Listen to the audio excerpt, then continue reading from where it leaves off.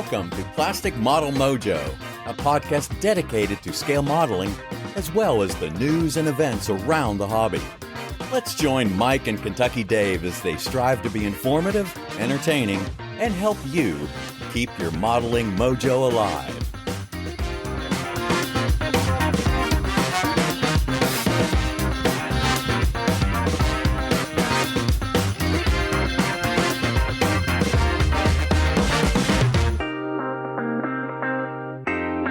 All right, listeners, it's episode 123. We're in the throes of September now. Dave, how you doing? I'm doing good, man. I'm doing good. I am happy to be here. Well, since you're so happy, man, why don't you let everybody know what's up in your model sphere?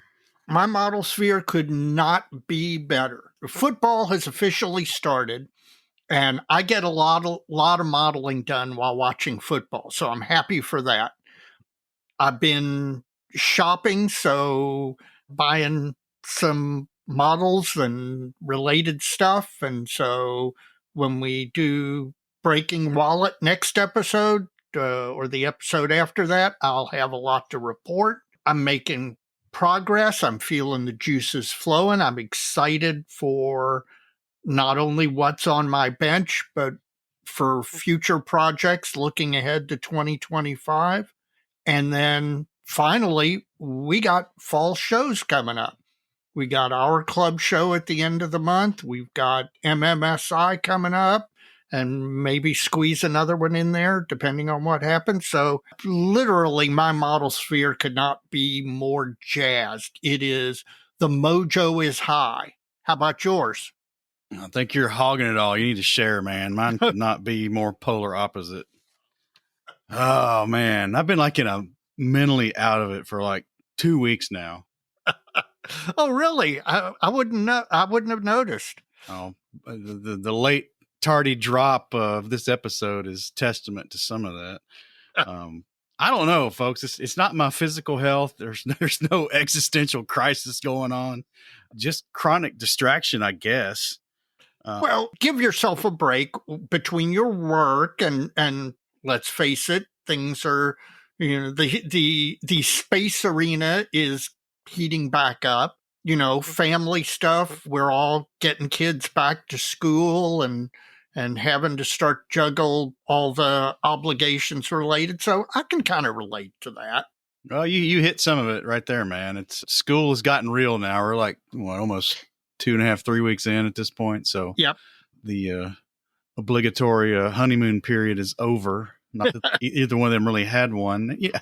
Our problem is we've got a serious transportation issue. So trying to resolve that. But on top of that, we've had some car crap. I've had to buy a car on the imminent licensing of our youngest. And then the oldest did some fairly serious damage to his trunk and rear bumper during move-in day at his apartment complex. So he got a lesson on scrapyard parts can be had for pennies on the dollar versus OEM replacement parts. Oh, yeah.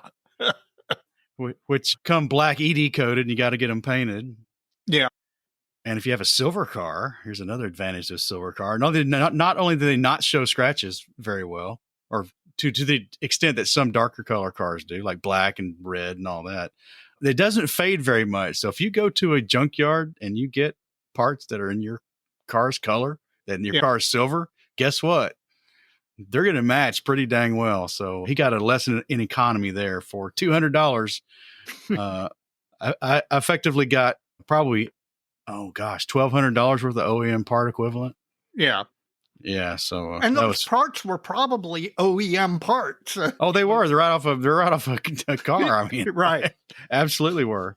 And then, my other stinking activities. I've got too many hobbies. The military dealings have tuned up to lukewarm now. We got some dealings going on, but that said, that itch is just not getting scratched. And I'm not going to elaborate here, but there's an old hobby from my youth that's slowly but surely reinserting itself into my life. So that's for a lunch conversation among friends. That's not for a scale model podcast. I do have, though, one loosely modeling related observation from the last 2 weeks. Which is? So this model out in the model sphere has been seen quite a bit. I think you mentioned this in an episode probably over a year ago. Uh-huh. Then we saw this model. Well, no. Then this model was on the cover of Fine Scale Modeler. Then this model, we saw it in person at the Nats. And it was that anime painted. It's a Nissan coupe that was painted to look like an anime cartoon. Oh, yes. Yeah, you saw that online somewhere. Yeah. Mentioned it in an episode, and then that's the model that's on the FSM issue for July, August, and then we saw it at Nats as well. There's a car in Lexington painted that way. Really? It's kind of a pink and purple take on it, but it drove by. I'm like, what the heck, man? That looked just like that model we saw at Nats. It's on the cover of Fine Scale. So, man, if I see it again, I'm going to try to get a picture of it for the dojo. But yeah, there's a 1-to-1 drivable car tooling around town with that crazy optical illusion looking paint scheme on it. Well, if you can catch a picture of it, I want to see it. Wow, that's my model sphere. I hope it gets better. That's rather loathsome. No, it will. Listen, life. This is a hobby. We gotta prioritize. You'll be fine. You know what'll make you fine? Let me guess. Go ahead. A modeling fluid. Do you have a modeling fluid? I do.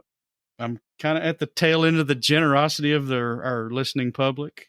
Mm-hmm. And I caught a bottle of Russell's 10 on sale. Oh, nice. So I'm doing a 3-peat or 4-peat or 5 or 6-peat at this point. But that's what I've got going. It's good stuff. And we've had a number of listeners who've taken up your recommendation. Paul Gloucester was one.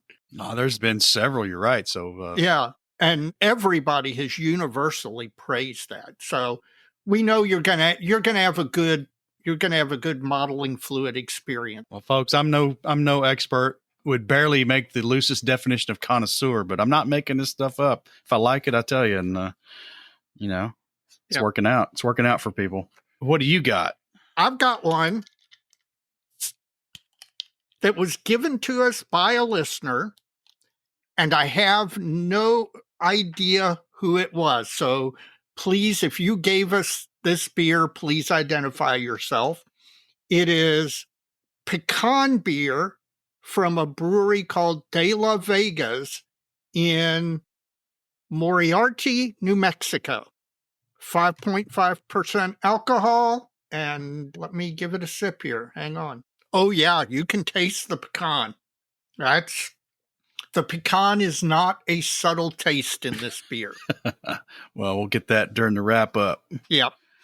Well, we'll see how it goes during the episode. Well, not only have they given us modeling fluid, they've also sent in a fair amount of listener mail this time. I would say we have kind of the average amount this time. Good. Which is not a low number. Yeah. I got about 6 here. A lot more came in, but they're more topics for the Wheel of Accidental Wisdom, which we have coming up next episode. So yes. We thank you for those. I'll reemphasize that at the end of all this. But for now, let's get started on the listener mail, Dave. Go ahead. First up is Mr. Will Woods, and he is in Yorkton, Saskatchewan.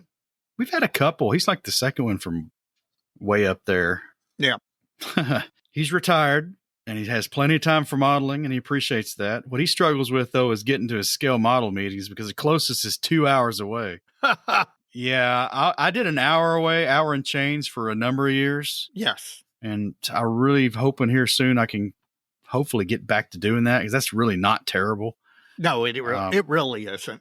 But 4 hours on the road for a meeting that probably doesn't last 4 hours. No, that meeting probably lasts an hour and a half or 2 hours. Yeah, that's not an exercise of an inefficiency. Well, and not only that, depending on when it is, if it's Saturday afternoon, that's one thing. But if the model meeting is on a Thursday night, like our local club, a 2-hour haul after a full model meeting gets you home really, really late. And I would not want to do that haul in a Canadian winter. I'm telling you. And apparently he doesn't want to do it either because in the past 2 years, he's been able to attend an entirety of 2 meetings. You know what he needs to do? Well, he's doing it, Dave. He's starting his own club in Yorkton, Saskatchewan. Okay. Well, that was the second suggestion I had. What was the first? The first was see if somebody who's attending the meeting will set up their laptop and he can zoom into the proceedings, which isn't Yep. as good as being there, but next best thing. But if he did that anyway, on top of this, he could have 2 meetings a month. There you go. That'd be even better. That's even better. Well, the local hobby shop in Yorkton, Saskatchewan, called Sky's the Limit Fireworks and Toys. Fireworks and models go together, as we all know from our youth. That's right. They've graciously offered him the space for free because they know if they get a bunch of people in there talking models on a weeknight, they're going to make more money. Exactly. Yeah.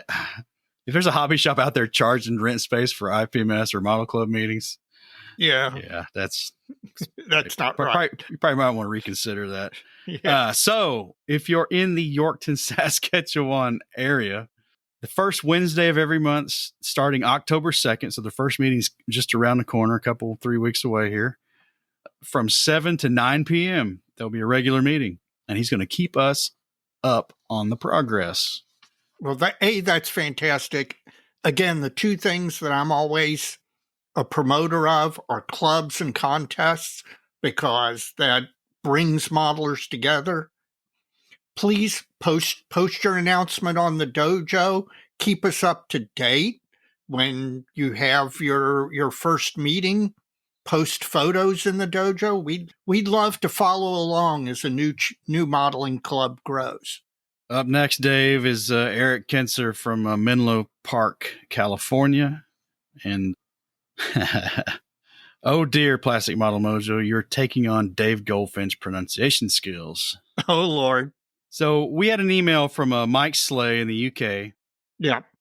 From Worcester in the UK. Mm-hmm. I know what I did, and I'm gonna play the Mandela effect card here and swear on my next breath that there was an H in there. And I said Worcester. So my apologies to Mike Slay and Eric. Signed, faithful listener. We appreciate that. And I appreciate you calling me out, because I really do strive. And that was a gaffe on my part. And I'm woefully shameful. Well, some of those British place names can be awfully tough. Of course, heck, some of them in Canada and some of them in the U.S. can be tough. So, well, yeah, I should have known this one, because there's a borough of, what to call it? There's a township outside Boston by the same name. Yes. And I should have known. Yeah. Surprised Whitey didn't call me out. Yeah, true enough. Oh, Bill Moore from Middle Tennessee, Murfreesboro. Yeah. He is twisting the Mojo arms to get us to come down to their show, man. We got to see if hopefully the stars will align, because I would love nothing better to go back to Murfreesboro. Well, we need to go because Bruce McRae is going to be there. Yep. He's going to be cruising all through the Southeast on his little model show tour. Well, that's not the only reason he's doing it, but he's taking on some shows on the way. And he's just saying they'd love to have us, and we'd love to come. Unfortunately, he's not going to make it to our show. Oh. I mean, couldn't you got your daughter to pick a different day? Oh, she get married? Come on, Bill. Come on, man. Supposed to raise that girl right. Oh, now. I'm teasing. That's a completely valid excuse. And absolutely. I wouldn't even bring it up personally. Scott Huber from State College, PA. Penn State. Yeah. I always enjoy the podcast. I think no product in scale modeling gets more disrespect than those brass toothpicks.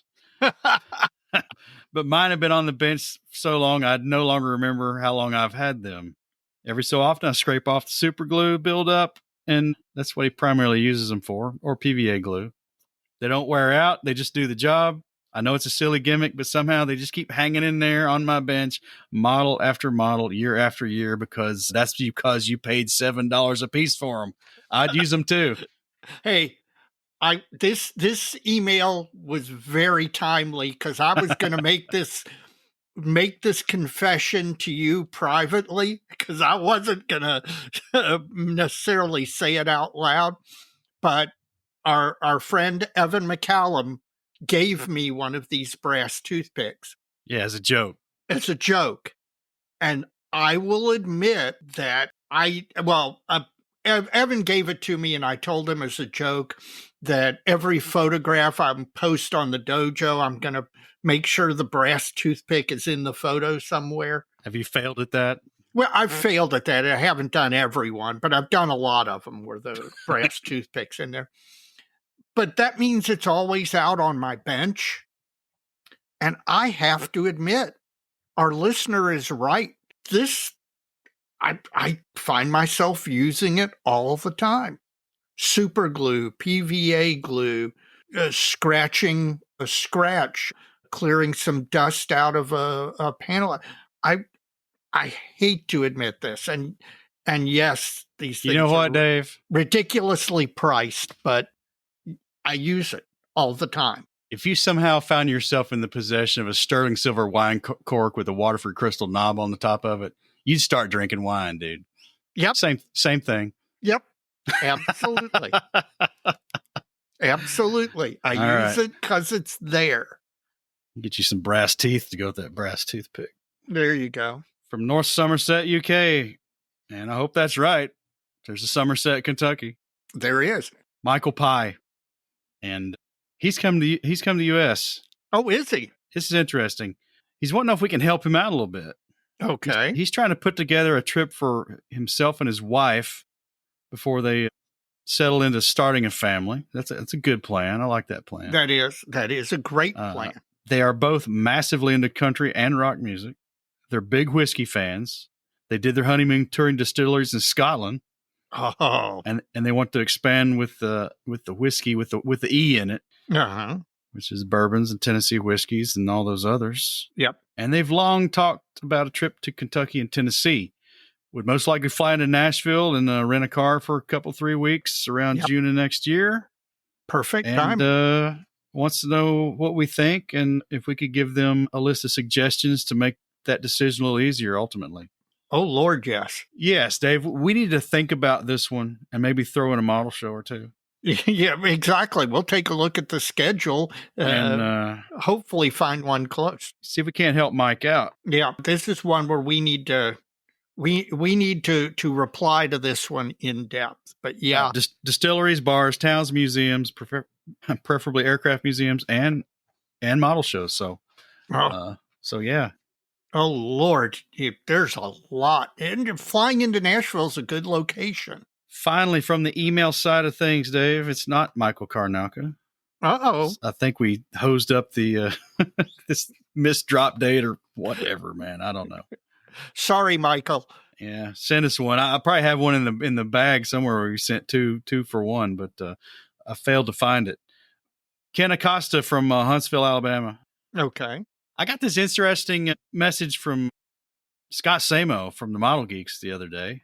Mm-hmm. And I said, could I have an email address? There's, quote unquote, someone would like to contact you. Yeah. The typical line when you don't want to violate someone's privacy, which I did appreciate, but he didn't tell me who it was, is the short of it. And that's fine. That's cool. That's the way I'd do it too. Anyway, it was Ken from the Huntsville show, and he had just bought that. Oh crap. I can't remember the 3D printer out of China is doing all the catapults and the seagull and the turrets and all that stuff. What is the name of that? Anyway, he got the SOC upgrade kit, which is like 2 cowlings, 2 engines, and some other stuff. Yeah. And he's sending me half the set. Oh, isn't that nice? So that's great. So that could be very timely. Yeah, could push me over the edge. Yeah. Ken, thank you for that. I appreciate it. Look forward to that showing up. He sent me the tracking information today, in fact. And Scott Samo, thank you as well for connecting us. I appreciate that. So it all worked out good. So what's happening on the messenger side, Dave? Well, we've gotten quite a few DMs, and I've selected a few to talk about. First is one that I just want to mention. Mike Eluzzi sent me a DM, and it was very, very nice. In fact, I shared it with you. It's not something I'm going to talk about publicly, but I just want to thank him. It was a very nice DM, and it really did a lot to make me feel good about what we're doing here. So That was very nice. It was. You shared that with me, but even prior, this has kind of been a back and forth for probably close to a month at this point. He provided us some information based on my request back to him in relation to some of the things he said, and really appreciate those types of interactions. So yeah, I'm right there with you, man. That was good. That was very, very much heartfelt thanks. Skippy King, my occasional partner down here in the model room. I posted on the dojo.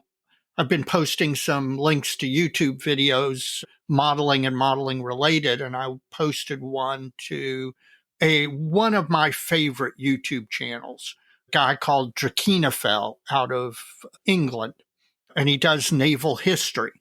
And they are just really top quality YouTube videos. He'll do shorts on particular classes of ships or submarines. He'll do longer episodes about particular battles or interactions or then technology related videos, developments of the big guns on battleships, etc. Really one of the top YouTube channels out there, in my opinion. And I had posted a link in the dojo to one of his recent ones, and Skippy reached out to me because he was utterly unaware of that channel, and I highly recommended it to him. So it was nice for Skippy to reach out. Mr. Chris Meddings, I mentioned on the last episode that Christian Gurney had gotten the 72nd scale ME 163 kit from Gas Patch, and it came from Greece. And Chris Meddings sent me a quick DM just simply to confirm, yes, Gas Patch is actually located in Greece. So I was completely unaware, and it's nice to know that that is indeed the case.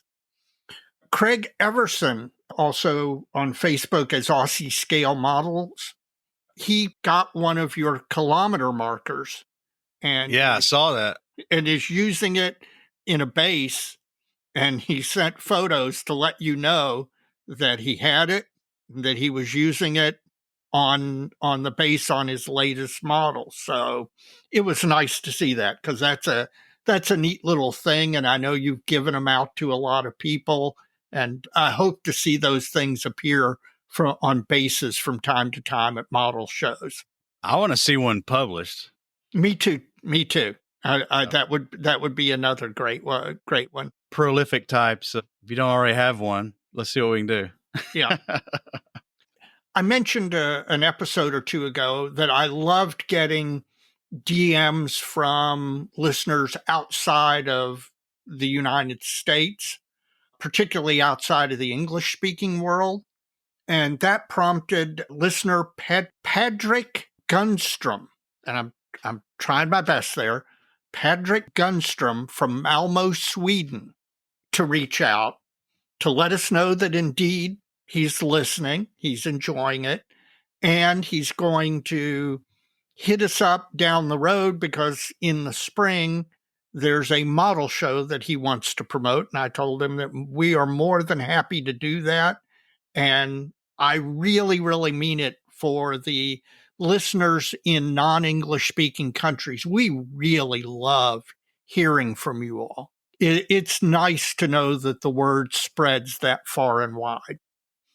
Next is Neil Henkel, who reached out to tell us that he took our advice and Neil may have scored a really big win. This might put him in the Modeler Hall of Fame. Can't wait to hear this. He reached out to tell us he took our advice and he went to a model show in Greenville, Tennessee. Yeah, that's the one I missed. I've been 2 years in a row. He took his girlfriend. Oh, I saw this one. He enjoyed it. She enjoyed it. She got inspired and wants to try to start building dioramas. And he picked up a Tamiya Zero kit at the show. That may be Hall of Fame material. Neil, you have my congratulations. Way to go. Now, was he the one that sent a couple of pictures? He sent like 5 or 6 pictures from the show and then the picture of the Zero that he bought. I'm real curious if he has more photos or if anyone else has photos from that show. From his photos, it looked like the vendor area had expanded from last time. I was there last year, and unfortunately I was in that part of Tennessee the week prior over Labor Day weekend, and the show was the weekend after, so I didn't get to go. But anyway, we've promoted that show on here all the years they've run it, and think that show has a real opportunity to grow into a really nice kind of regional show. Not regional in IPMS sense, but for Upper East Tennessee area and Southwest Virginia and Western North Carolina. It can draw from a lot of population. And the facility they have is they're getting it for gratis, so they don't have a lot of overhead on that show. And I really, really want that one to succeed because they're kind of my home team. You always want to see those East Tennessee guys do well. That's right. Got any more, Dave? One last one.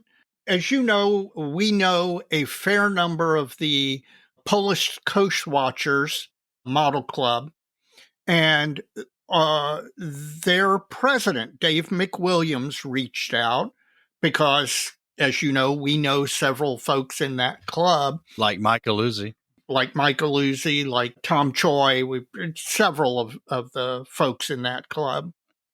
And they recommended to Mr. McWilliams that he listen to the podcast, which he followed the recommendation. He enjoyed it. And he reached out to DM me to tell me that he had gotten recommendations and he listened and he enjoyed it.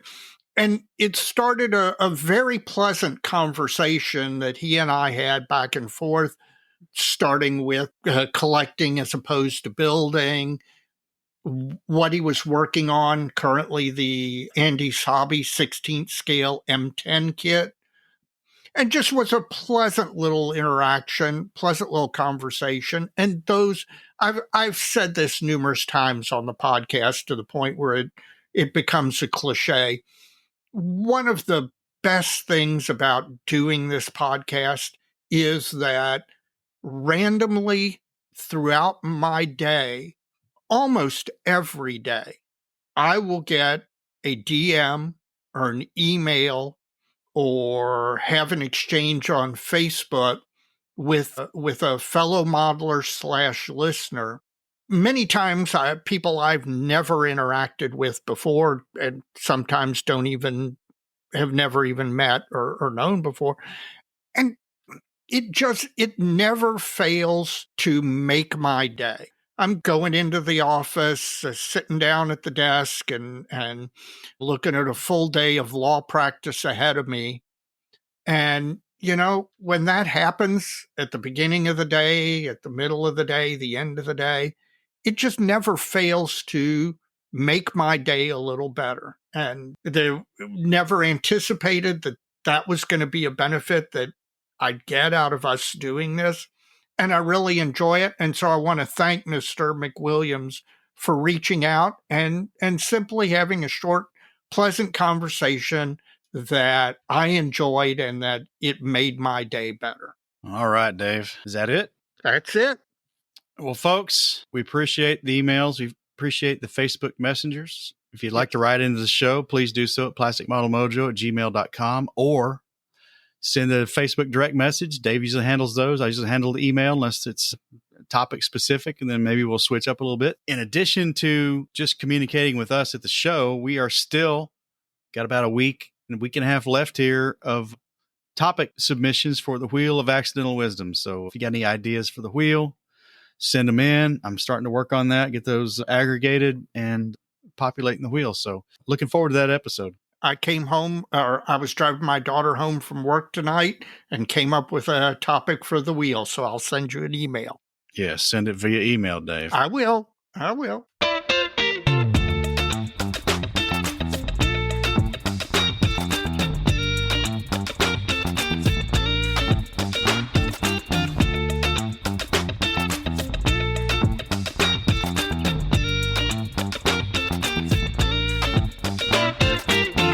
This is the point in the episode where I ask you, when you finish listening, if you would please go to whatever podcast app you listen on, rate the podcast. Please give us 5 stars. It helps to drive visibility of the podcast.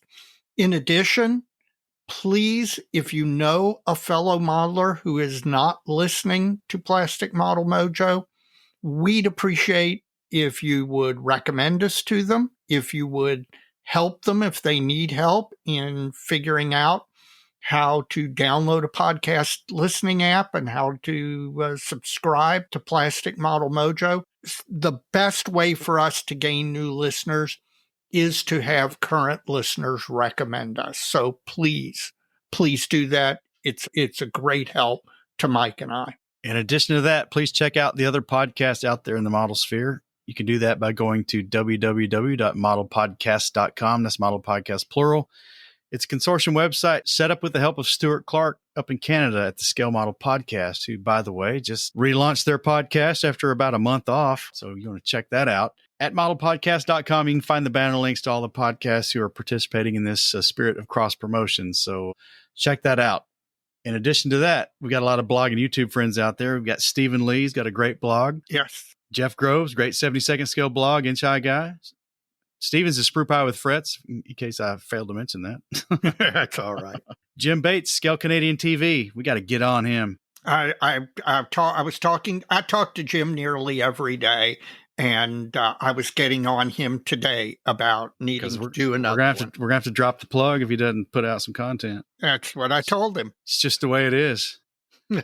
Chris Wallace, Model Airplane Maker, great blog, great YouTube channel, and hopefully the guest for the Wheel of Accidental Wisdom. And he tells us that, yes, he will be on that episode, even though we sprung it on him. Thank you, Cato, for having my back.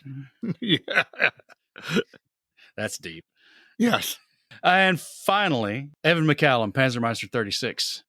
Who just dropped a new one. I was about to say, he was getting close to needing to crack on the wrist himself there. Yeah, but it's quality worth waiting for, man. I'm sure it is. So, folks, check out all those podcasts, all those blogs, all those YouTube channels, and it'll help you enjoy your modeling even more. Finally, if you're not a member of IPMS USA, IPMS Canada, IPMS Mexico, or any of the national IPMS organizations, please join. These organizations are run by volunteers and are dedicated to making your modeling experience better, many times in ways that aren't visible to the public. In addition, if you're an armor modeler or a post-1900 figure modeler, consider joining the Armor Modeling and Preservation Society.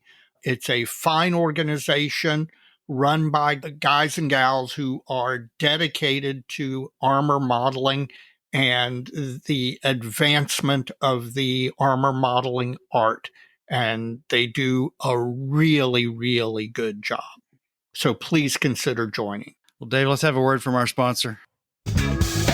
Plastic Model Mojo is brought to you by Model Paint Solutions, your source for Harder and Steenbeck airbrushes, David Union power tools, and laboratory-grade mixing, measuring, and storage tools for use with all your model paints, be they acrylic, enamels, or lacquers.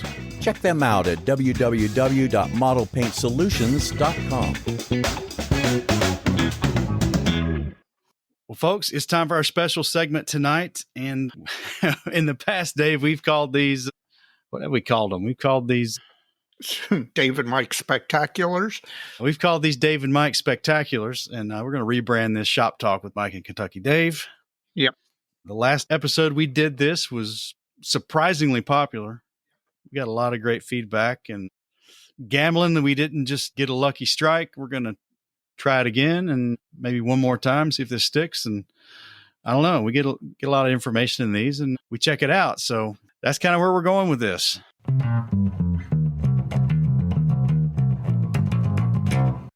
Well, Dave, you brought up the first topic and it was storage. That's a generalization, but won't you tee this one up and send it sailing and we'll see where it goes. And what I mean by storage, it falls into several categories and we'll talk about them a little bit separately. The first storage is decals. How do you store your decals? I will tell you what I do, and it comes from experience. What I do is I have binders, and they have those clear sleeves, and I put a decal sheet in each one, and then I've got an Excel spreadsheet that I keep track so that I can find which decal sheet of the 500 plus that I have is located where when I need it, or at least in theory. But I'm not talking about categorizing them here. I'm talking about storing them. What I do with those binders is I've got 2 or 3 Tupperware type containers that I put binders in, and then I put, the little packets of silica gel that you get anytime you buy a piece of electronics or something. I save all those, and I put the packets in the Tupperware down on the bottom of the Tupperware, and then I seal the top or pop the top on to get a good seal on the container. The reason I store them this way is, one, it keeps them in the dark, and exposure to light with decals does not do the decal sheet any good. Number 2, my hobby room in my old house and my hobby room in my present house both are directly under the kitchen. And in my old house, we had a pipe problem in the kitchen that resulted in water hitting my model room. And were it not for the fact that I have all of these decals in these Tupperware containers, in these binders, sealed up tight, nice and, good fitting seal on the lids, I'd have lost every decal sheet that I had, which would have made me a very sad puppy. And the other thing I can tell you from storing them this way, I've got decal sheets that are 25 or more years old that I have stored this way, and I can pull them out, and the film has not yellowed, and the decals are usable 25 years later. They don't just shatter. They don't refuse to come off the backing paper. I have many times pulled out a decal sheet that is 20 plus years old and used it on a model. So I'd love to hear what other people do to store their decal sheets, but this is my system, and it works really well for preserving all of the decal sheets I have, and I have a lot of them. Well, I don't have a lot of them. So what do you do with the ones you do have? Mine are stacked inside a photo storage box. Oh, okay. I've got a box of railroad decals and a box of other scale modeling decals. Okay. And Well, it keeps them in the dark, so they're in the dark, and they're in an acid-free box, but that's about it. okay. But I have a whole basement dehumidifier running in my basement all the time, and it's about 40% RH down there all the time. Yeah. So that's the other thing I do have in my basement is a dehumidifier, and I run it to keep it at about 40% or less for the humidity. that's what I do. Okay. I don't keep a lot around. Okay. Well, I've got some really old ones though. I've got some decal sheets from kits I built as a kid. Yeah. Still. Yeah. I would love to hear what listeners do. What if how, and I'm talking third-party decal sheets. I will admit to you that in all of my model kits, I leave the decal sheet that comes with the kit in the kit, and that may or may not be a great idea, but I don't do something like pull all of those out. But I would love to hear what listeners do. If there are people who have any other hints and tips or a different system or something that they've come across that works for them, please reach out and tell us, because we're going to follow up on this and let people know, because that's one of the things I enjoy about this is the exchange of information, because inevitably somebody's going to write in and say, I do X, and I'm going to be like, oh, I never thought of that. What other storage you want to talk about?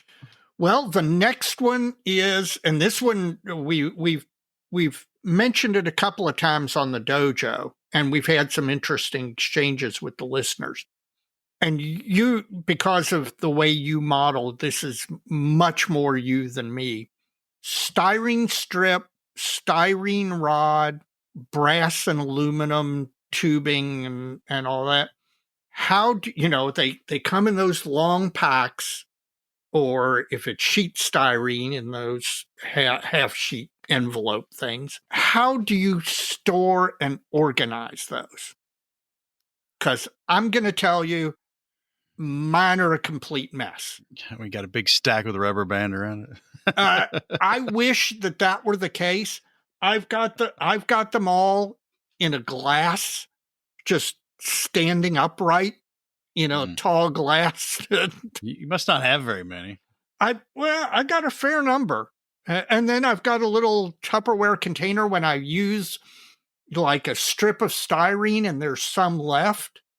I just throw it in this Tupperware container. So I've got a Tupperware container that's got styrene rod of different size, styrene strip of different size, brass tubing of different size. I mean, and it's all in one small Tupperware container.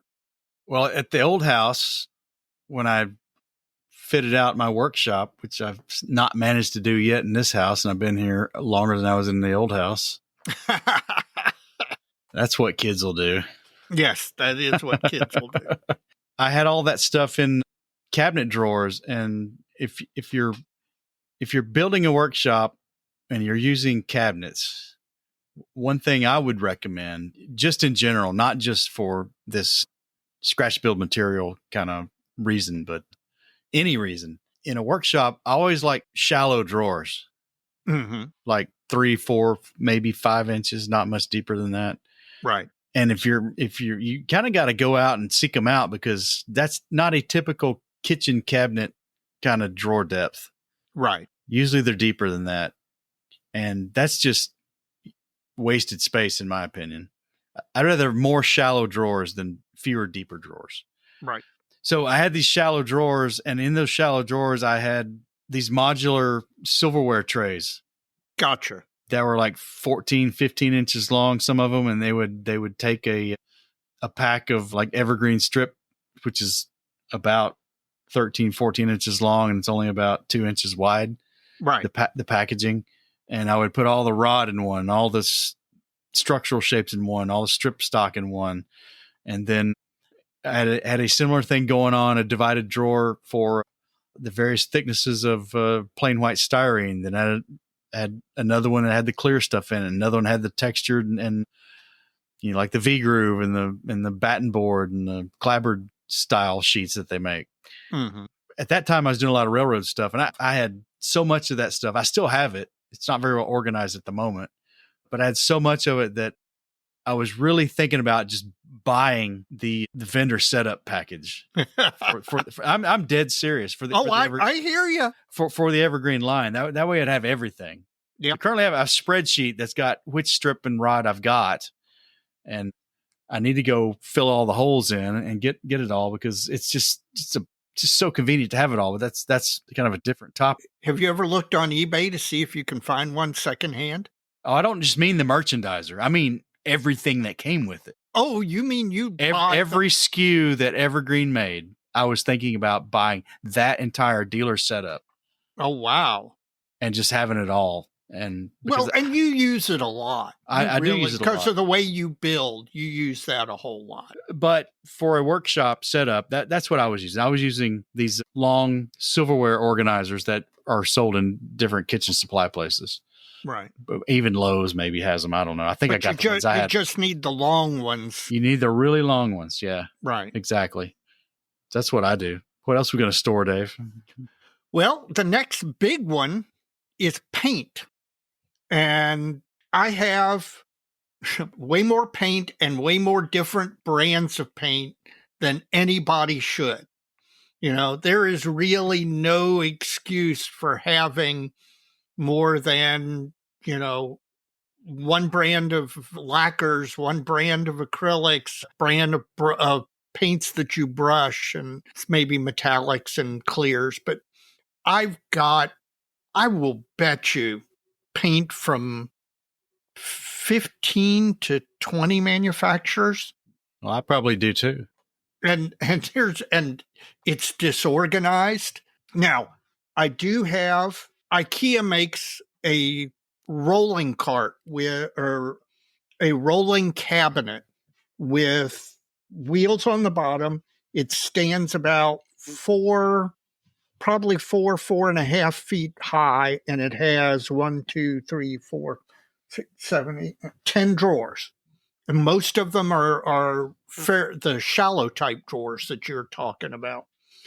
And what I do is I've got a drawer for my White Ensign model paints, a drawer for my Model Master paints, a drawer for my Tamiya's and Alclads.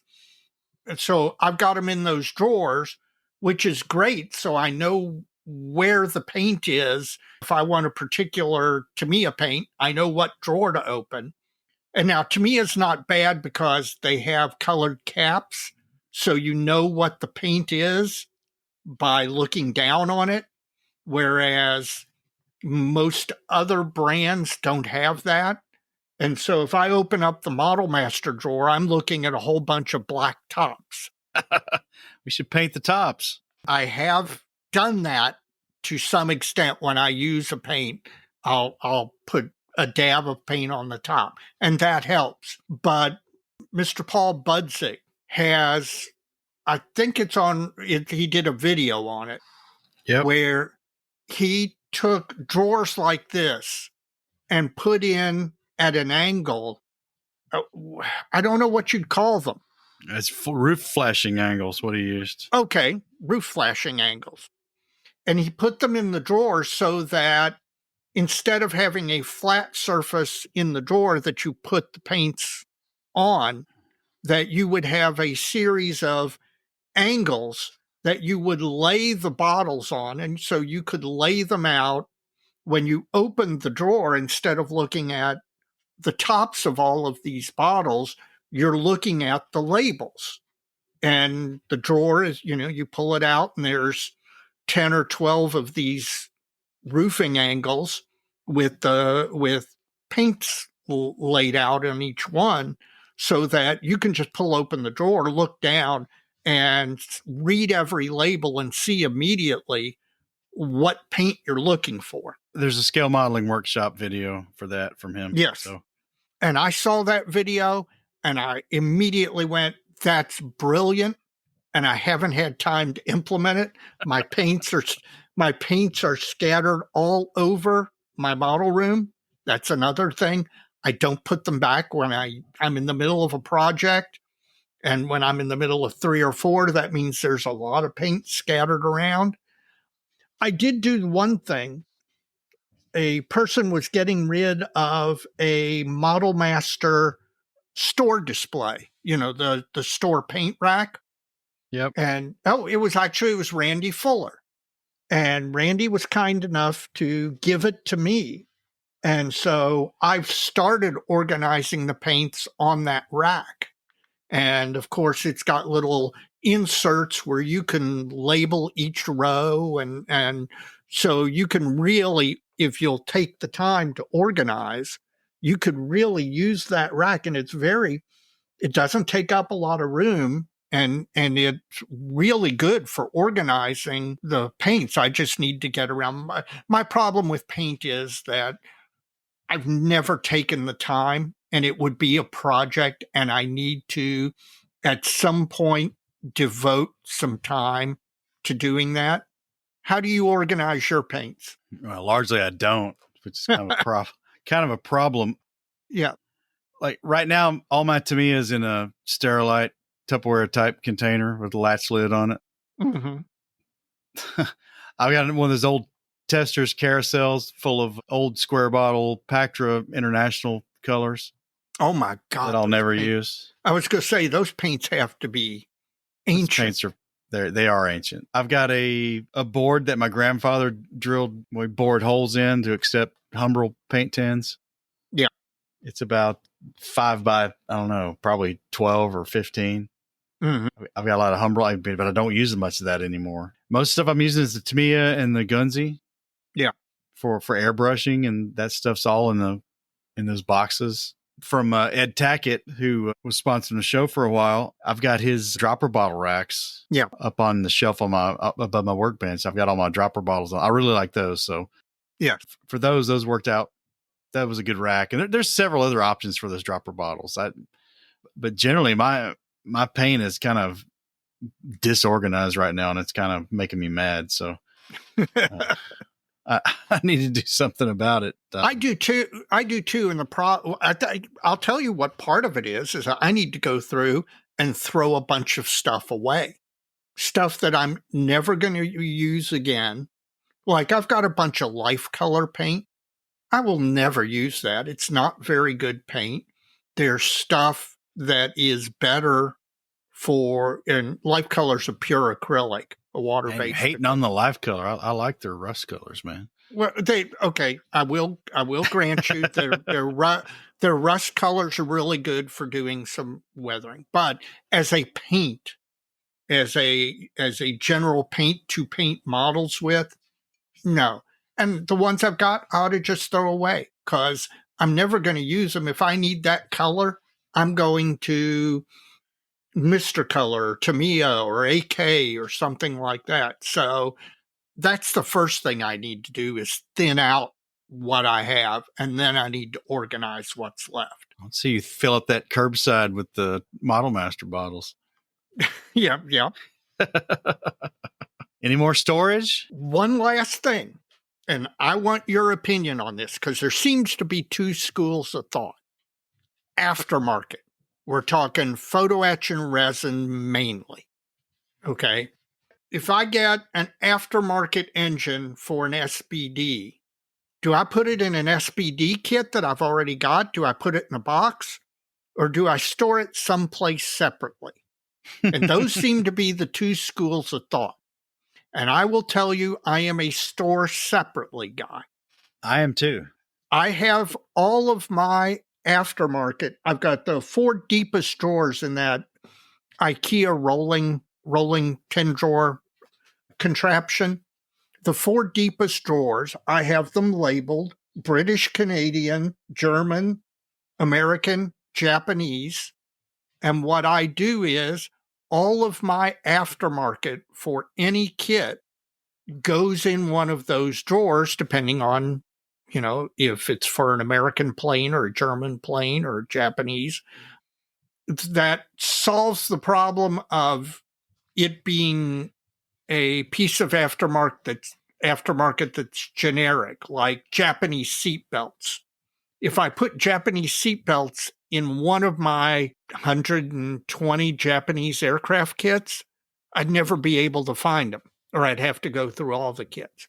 Now, I know many modelers out there who, if they buy an aftermarket like an SBD engine that is specific to a model, they will actually store it in the model box with the kit that it's intended for, which is always great because when you go to model shows and there's secondhand models being sold, I can't tell you the number of times I bought a secondhand kit and opened it up and found not only the kit, but a ton of aftermarket for it, sometimes decal sheets as well.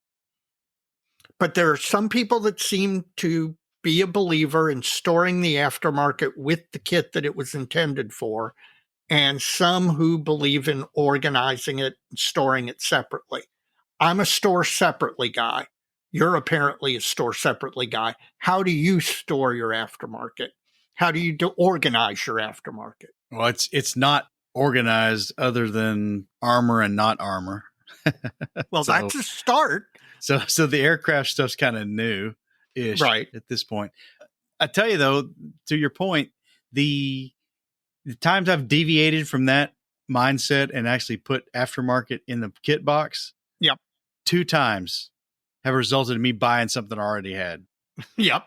That's a problem. One of them was a decal set for, I can't remember which one it was. I think it was for the Arado 196.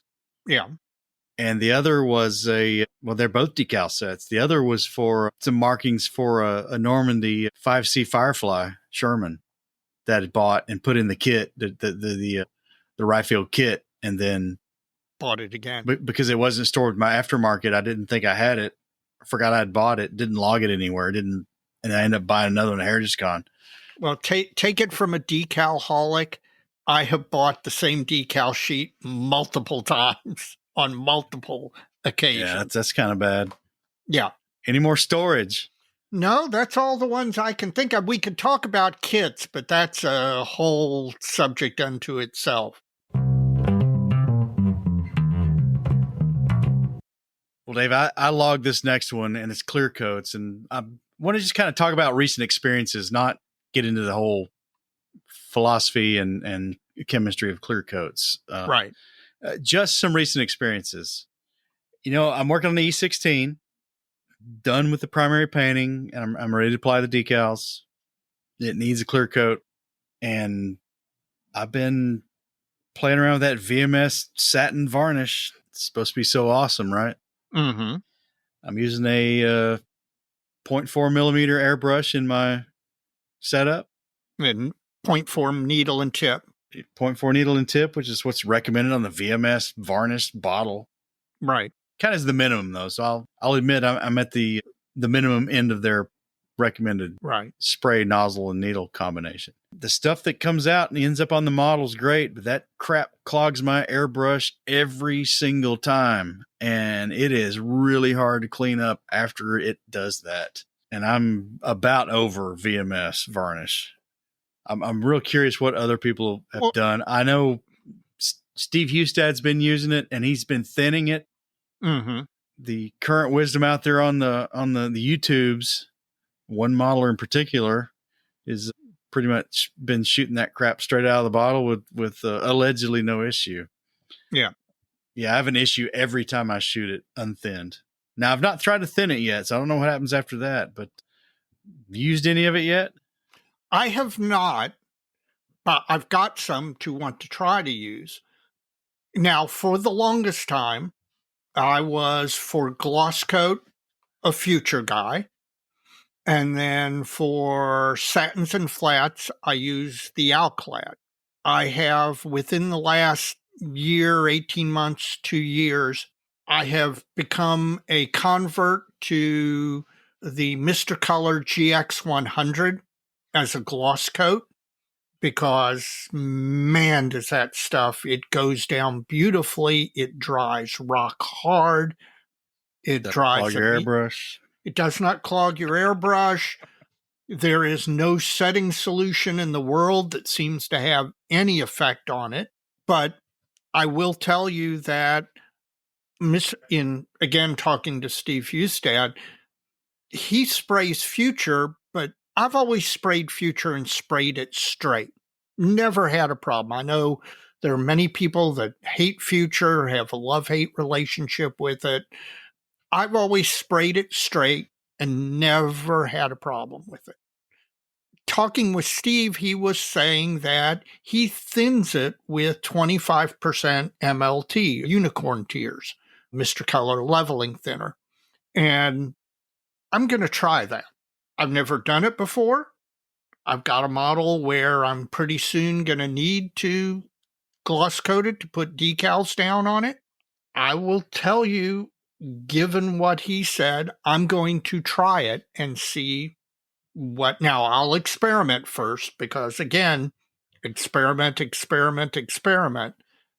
But I'm going to give that a try. As far as satins and flats, at least for the moment, I've still got my Alclads, but I've also got the Mr. Color satin and flat. And I may give those a try, given how much I I've enjoyed the GX100.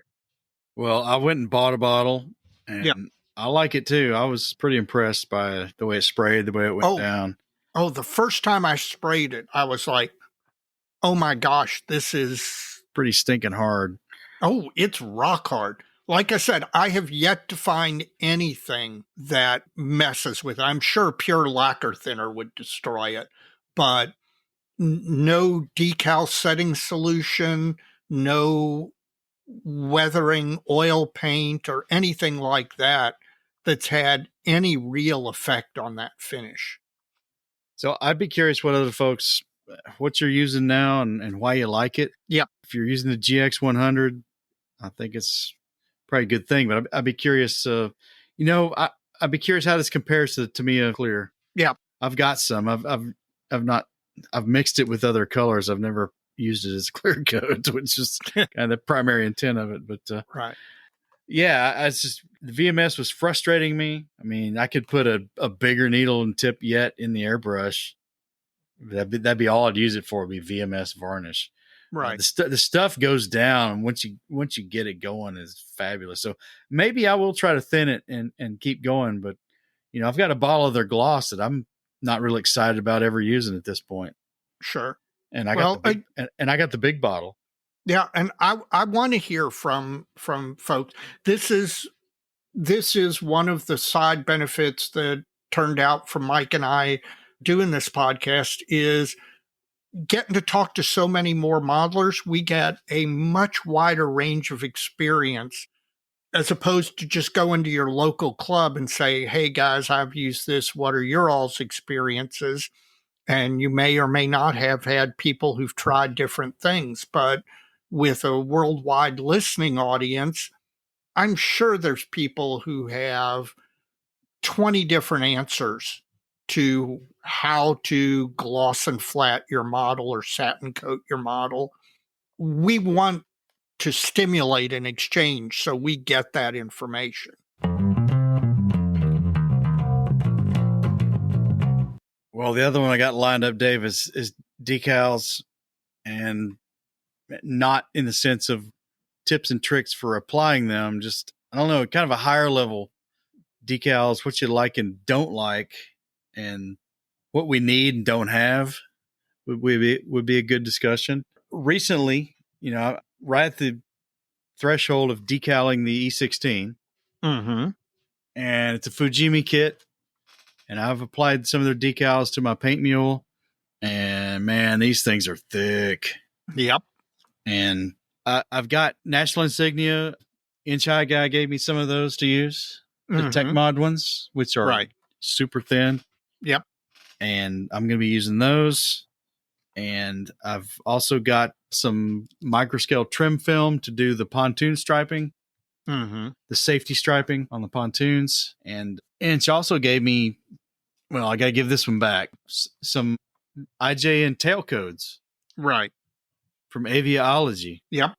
Terrible name. Yep. That's a mouthful. So I'm going to cut the numbers I need from this. This set's currently not available. It isn't, but I happen to have that set as well.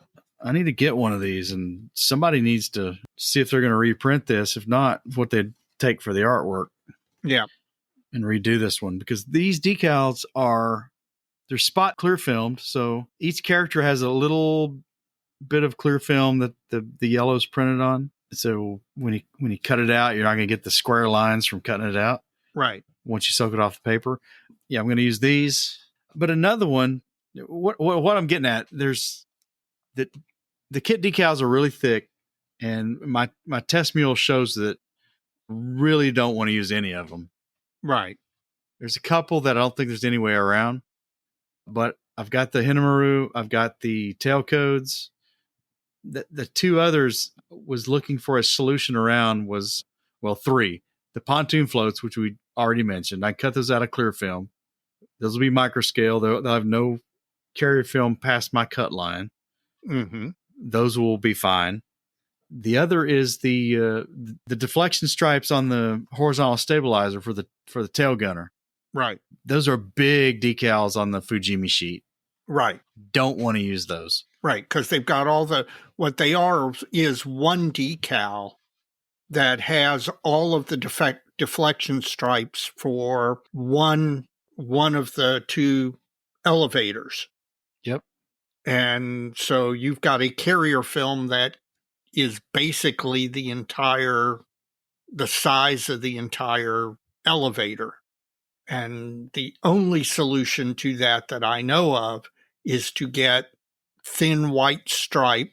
Yours are white, not yellow, right? Yep. And to cut and lay them out individually, which means that you have to fiddle with the angles and get them lined up. And it's going to be a lot of work. Instead of laying down 2 decals, you're laying down 10, 12 stripes. 10 or 12 stripes. Well, and the third one is the dive inclination stripes on either side of the cockpit. Right. Just to have the pilot's position. Yep. Again, that's going to be a Same real thing. nasty looking decal. Yep. So what I've done is there's a seller out of Germany on his models, www.anyz.de, sells multiple sets of stripes. They're printed by Cartograph, and they range from 1.5 millimeters down to 0.07 millimeters. Wow. And if you order one each of all the colors, you get a little bit of a discount. So from Honest Models, I've ordered the red set, the blue set, the green set, the black set. And then for the E16, I've got a white set and a yellow set. And my plan is to use these by hand, lay these out. Yeah. And get a better look. Now, for the white horizontal stabilizer stripes, definitely that's not going to be too bad. I'll make a template and I'll be able to do that one without too much trouble. The dive inclination stripes, that's going to be a little harder. There's not much there to work with. It's not a very big decal. Right. I may end up punting on that one and just using the kit decal. I'd rather not, but seems kind of hard to put that on one at a time. But yeah, that certainly would be. So these Honest decals are primarily made for aircraft hose and conduit color coding. Yep. On a modern aircraft, but really well packaged, really well printed. They're from Cartograph, so they're going to be good. I'm looking forward to trying these. No, I'm looking forward to hearing about them. You got any decal things going on in your world? Well, I will tell you that it's the Japanese kits from the 90s were notorious for having decals that were thicker than their American or European counterparts. Now, times have changed, and, like fine molds kits come with Cartograph decals these days. So it's not a problem you encounter as much today. The one advantage with the Japanese stuff is, especially if you have tail codes available, is a lot of Japanese markings were generic. So there weren't aircraft codes or bureau numbers or things or art much in the way of unique artwork. So they're a little bit easier to assemble from generic sheets if that's what you have to do. What I want to know on your decals, the original Fujimi decals, how aggressive did you get in using decal solutions? Did you go Solvaset? Did you go AK? Did you go Mr. Mark Strong? Yes, I've used them all. Okay. Any different effect between them? Surprisingly, they mocked the AK stuff. Which is funny because I've heard the AK stuff is supposed to be really aggressive. The Mr. Mark softener and Mr. Mark softener and the Mr. Mark setter, probably something to that effect. Right. I'll have to look at the bottle to know, but it did its thing. It got it into the paint, but not really any better than Microset did on one of the others. I tell you, the problem is the clear film on these decals is spot printed. Mm-hmm. So, like if you have a Hinamaru, there's just about a millimeter. There's a clear circle Right. outboard of the white. Yep. None of these made that go away. And it's going to show like crazy when I flat coat this paint mule. So a couple of things. They probably went over a satin finish. There's no silvering, so I don't think that was a problem. But they've got the GX100 over them now, and it's still there. Yeah. I don't think it's just not. It's not going to go away. Right. They're just too thick. They're too thick. So I'm going to use the Tech Mod Hinamaru on my E16, and that's not going to be a problem at all. No. I'm going to use these Aviology tail codes, even though I got to put them on one character at a time. That's okay. That's not that hard. No, it's not. I've decaled enough rib-sided hopper cars for Clinchfield that's got a single decal for every letter. Yeah. Not a problem. The stripes, horizontal stab's not going to be too tough. The dive inclination marks are going to be a pain. I may end up punting there. I don't know. So I guess if I were going to use those decals, what I would do, I've already put them over a satin. I would probably do that again. You know, I see these folks overcoating with a gloss coat, then going back and sanding and buffing the film edge. Mm-hmm. Yeah, I don't think I got the stones to try. No, neither do I. On this kit. I have never in my life sanded a decal. I'm not going to do that, man. I'm going to replace as many as I can and see where it goes. I mean, the E16, the whole thing was a learning project anyway. And right. I've got to really be careful because it's turned into this, because it's gone pretty well. Yeah, that's the problem. That I want it to be one that wasn't a learning piece. You know what I mean? I know exactly what you mean. When the model starts going so well. I'm struggling to not accept the warts that it's going to have. Right. Yep. No, I know exactly what you're talking about. Oh, I'm just going to slap this together. And you know what? I really don't care. I'm just going to put it together because I'm going to try these things. And if they work, they work. If they don't, they don't. And then the model starts to come together and things really start to work. And everything starts to look good. And suddenly you are much more invested in that model than you were when you opened that box. Yep, that's where I'm at. Yep. And been there, done that, have the half-built model to prove it. I'm going to finish this one. Yes. And I just got to keep myself in check, man. Yep. I'm there for you. Any other decal stuff? That's it. Plastic Model Mojo is brought to you by Squadron. Head on over to squadron.com for the latest in kits and accessories, all at a great price and with great service. Are you a modeler on the go?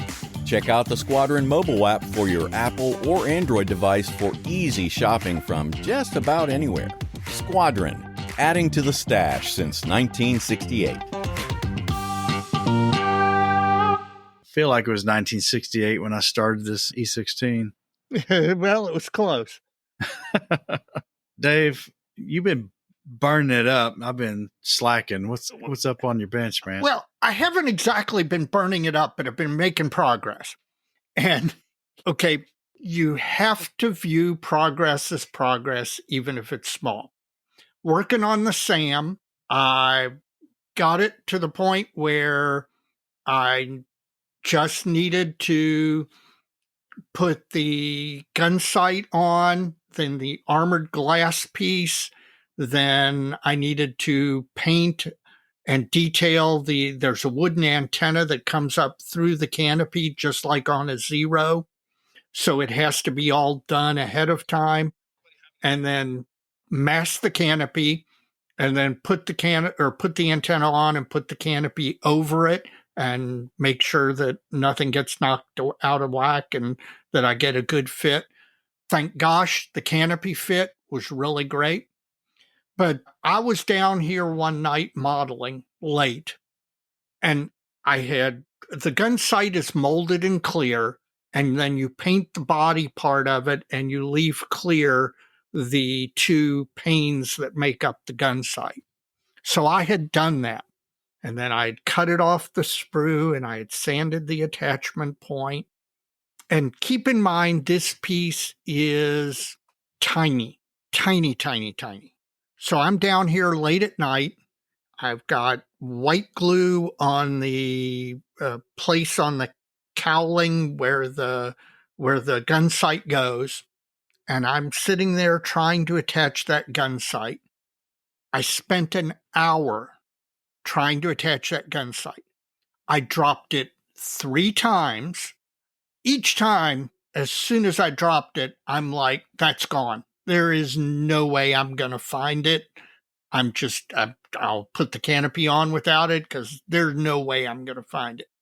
Each time I actually found it, and I finally, on the 3rd try, got the gun sight attached, and I'm like, that's it. I need to walk away for the night. So I had an hour of bench time wherein I attached one part and spent an hour doing it while I dropped it 3 times and then got down on the floor searching for it and luckily found it each time. So sometimes you got to just take your progress where you can. So yeah, I put in an hour modeling time. The model looked almost no different than when I started, other than that one tiny little gun sight being attached. But I got it done. It needed to get done before the thing can move forward. I've now got it to the point where the gun sight's attached, the armored glass is attached, the antenna is painted, attached. The canopy, I use the Dead Design Models canopy masks, which really seem to be, they're the kabuki, the yellow tape type masks. They went on really well. I attached the canopy with, to be honest with you, less trouble than I thought I was going to have. And then because the interior framing is bare aluminum, so I had to then take the airbrush and take some Alclad dull aluminum and airbrush the entire canopy so that I would get all the frame portion to be silver. And that's where I stand right now. I am at the point where I'm going to start applying some, just like you did with your E16, where you paneled and you added all those different colors. Now, I'm not going to do that, but I'm going to do what is essentially a somewhat similar thing, where I'm going to take an off-white paint and then I am going to, some people will call it marbling, but that's more when they do it randomly. I'm going to try and be a little more controlled to fill in the panels, particularly toward the centers of the panels, with this off-white color, so that when I come back with the camouflage color, you get, especially since I primed in black, when I spray the actual camo color, I will spray in such a way as to leave the black a little more visible on the panel lines, and then the off-white that I've sprayed will emphasize the center of the panels and give myself that 3D, that effect of the weathered and varied panels. But it's just about to the point where, like I said, after we record tonight, I'm going to start laying down that quote unquote, for want of a better term, pre-shading before I put on the camo colors. Also, just the BT7 is moving forward again very slowly. I had kind of stopped working on it to concentrate on the SAM, but I'm finding myself with points where the SAM needs to sit. So now I'm going back to the BT7 and I'm hoping I'll be ready to prime it relatively shortly. So my bench top is looking good. It's moving along. I'm happy with it. It's not moving as fast as I'd want to, but it's moving, and I see the light at the end of the tunnel that hopefully is not a train barreling down the tracks. So how's your bench top? It's dusty, man. I need to get on it. I got to back up and ask you. Okay. You were painting the national insignia on that plane at one point. Yes, and that experiment did not exactly work out, which told me that I need to, in the words of a very wise modeler, experiment more. So I punted on the idea of using stencils for the markings on the SAM. I'm going to use the kit decals for the SAM. And then what I'm going to do is cut a bunch of stencils and practice on a bunch of paint mules. And I'm going to get much better at stenciling before I try it on a model again. Well, you've done way more modeling than me. I don't have much. I've done a lot of planning. I'm ready to clear coat the thing. I know what I'm going to use. But other than that, because of all my distractions, I've had a really unproductive couple of weeks at the bench. Okay, well, give yourself a little credit. You did model, but it was on a paint mule rather than on your actual model. I did. You experimented. You learned stuff that actually saved your model in one respect, because you're not going to do.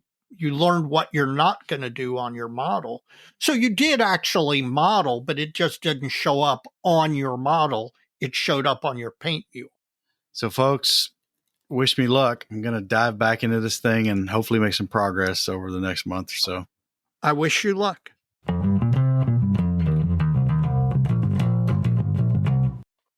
Mike, there's been a lot of stuff announced recently where we seem to be coming into the fall season, which not only means model shows starting back up, but model companies announcing new releases. So do you have any faves or yawns from what's been announced recently? Yeah, I do. My first one is a fave. It's, I don't know if it's for me personally, but Ryefield Models has kicked out a M4A4 Sherman. Oh, yeah. Couple of boxings, I think. I've got their Firefly kit, so I'm watching to see with curiosity what they do with their Sherman line. Yeah.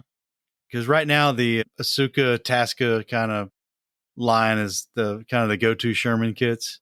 Right. I'm curious if these are going to offset those, push them aside. I don't know if they will or not. I don't know how good these kits are, but if they're going to rip through the Shermans, it's going to be really interesting to see how they compare to what's already out there. Because those Asuka kits are pretty good. Yeah. What do you got for your first one? Well, the first one was just as a matter of fact, showed up on ScaleMates today. The fine molds, they have done an F4 series.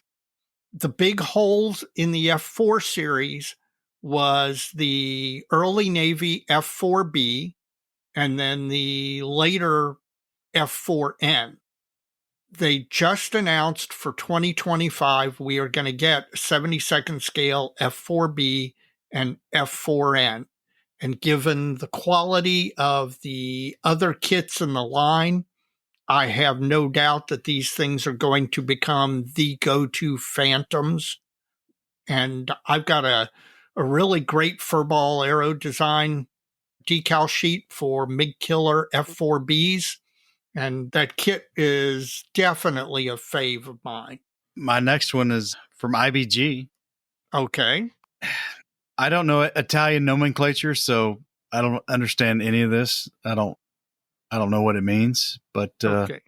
They've got one of those gun trucks, self-propelled guns, the 3RO with the 90/53 gun on it. Yeah. It's one of those Italian flatbed trucks with the big gun, tank gun, the gun on the back, and it's got those outriggers, the ridiculous springs on them. Yeah. Just a goofy looking thing, honestly. And I don't know, man, that one's kind of got me interested. Those things are so screwball that it's just really interesting. Well, and I was commenting to somebody on the dojo who was building one of the Italian self-propelled guns. There's just something about the Italian and the Japanese stuff in their armor and their soft skins. They're so unusual looking that they're just interesting. You can't help but like stuff like that. What do you got next? My next one is from one of your and my favorite manufacturers, just announced very recently. The company SBS out of Hungary Yep. have announced resin engines for the Dauntless, both the SBD 1, 2, 3, and 4, and then the SBD 5. So they're going to release both engines because the 5 had a different looking engine than the 1, 2, 3, and 4. I like everything SBS does. I've got several of their kits. I've got a ton of their aftermarket resin replacement, conversion, etc. I'll be snapping these up for sure because I've got a couple of those Flyhawk Dauntless kits. Well, my next one is from T-Rex Studio, and it's 3D printed muzzle brakes and tool clamps, all German. And we'll have to see if these are Panzermeister approved. Yeah. But the tool clamps look really inviting. I'm going to give those a little harder look. The muzzle brakes, if you're building Tigers and Panthers, are probably a good thing. That's just so much of an easier way to do those than those multi-piece micro machine things out of aluminum. Right. So we'll see where they go with those. I think those are probably a good thing. At some point, the multi-piece ones, I would say yes. And what I'm getting at is, are they over detailed? Once you get it together, does a lot of that stuff matter? Right. I don't know. But for a 3D printed item, it's going to be a lot cheaper to make than a machine metal one. So sure. I'll be curious where those go. So T-Rex Studios. My name's David, and I'm a decalholic. A company I've never heard of before. Duke Model, Dukmodell, which I assume is probably German or Central European just because of that spelling. They've announced a sheet of decals, 72nd scale, for the SU-25 and the SU-27, all foreign operators, non-Russian operators. And the Russians sold the SU-25 to everybody. Every Central African Republic got a number of SU-25. Every South Asian Air Force, these things, they're even in South America with some air forces. I love aircraft of small air forces and the variety of markings that you get. And these two decal sheets, they just scratch the itch that I can't resist. So I'm here to tell you that I will be picking up both of these decal sheets. There are just so many neat, interesting schemes on them. And if anybody knows anything about this particular manufacturer, I've never heard of them before, please reach out and let me know what you know. Well, my next one's in your scale, Dave. Oh, that's good news. From Sova M. Okay. U.S. Navy BB-19 Boomin' Beaver security tug. Yes, saw that. As a curiosity, this thing can't sit on something the size of a silver dollar. Yep. This thing is real, by the way. And it's tiny. Yes. Yeah, I wouldn't want to be in it in rough seas, man. No, it's a little harbor tug. Yeah, you're going to drown. It's like a 1 or 2 man. I think it's a one man harbor tug. Yep. 72nd scale, tiny thing. I'm just really curious. I can't wait to see the first buildup of that thing on a table. There is a great photoshopped image of this actual ship, which, like I said, it's a little 1 man or 2 man harbor tug, and they photoshopped a phalanx gun system on the back of it, and it is hilarious. So yeah, no, I saw that one, and yeah, I can't wait to see the first of those out on a table somewhere. Yeah, what you got left? Finally, this one is not for me. It's kind of a yawn for me, but I know several of the Septembrists actually have some interest in this. Cora Models has announced a release of a Koolhaven FK56. Koolhaven was a Dutch manufacturer, made aircraft in pre-World War II.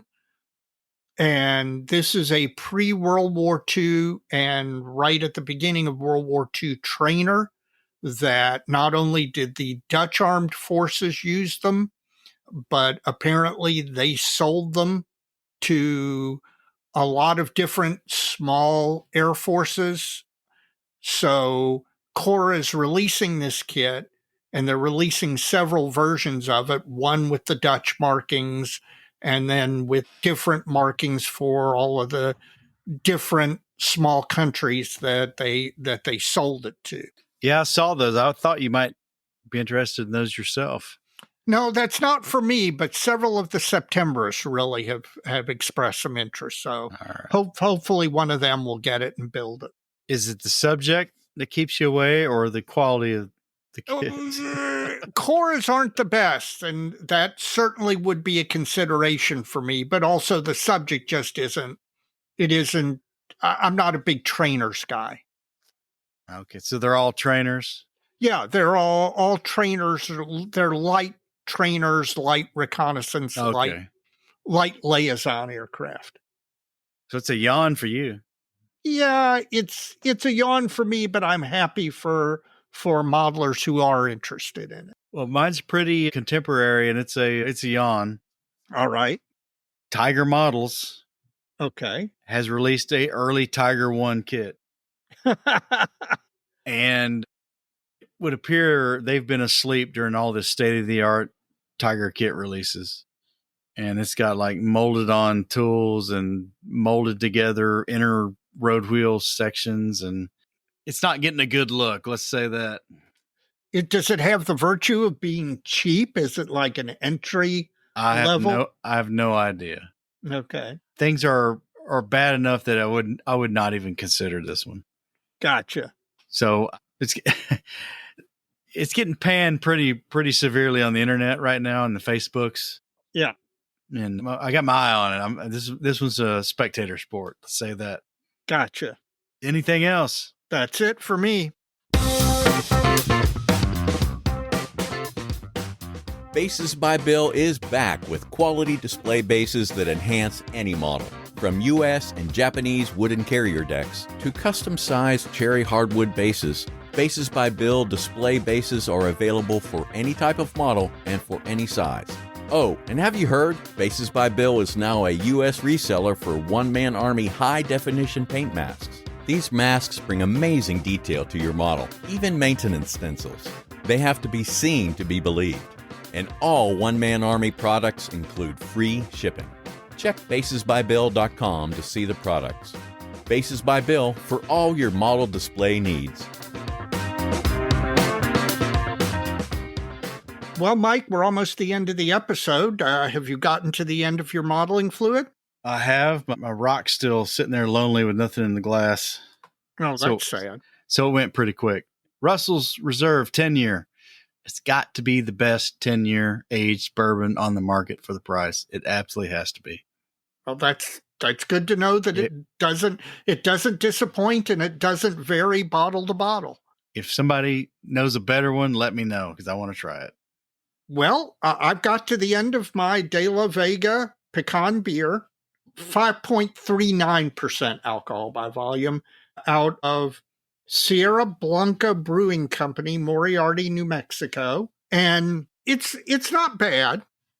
The pecan taste is very forward, so that as you drink it, as you have each swallow, the last thing you get, and this maybe have something to do where the different taste buds are located on the tongue, literally the last thing you get with every swallow is the taste of the pecan, and it's pretty intense. Now, it's not bad, but it's just strong. It's not subtle. I think this probably would do a little bit better if it was a little bit more of a subtle taste, because the taste of pecans, of course, is actually, I find it good and enjoyable, but I'm not sure if this definitely wouldn't be something I'd drink on the regular, just simply because the intensity of the pecan taste, not the fact that it's pecan itself, but just how strongly pecan it is. Probably make a good Boilermaker. And that's a good thought. That is an excellent thought. If I ever come across another one of these, I might try that.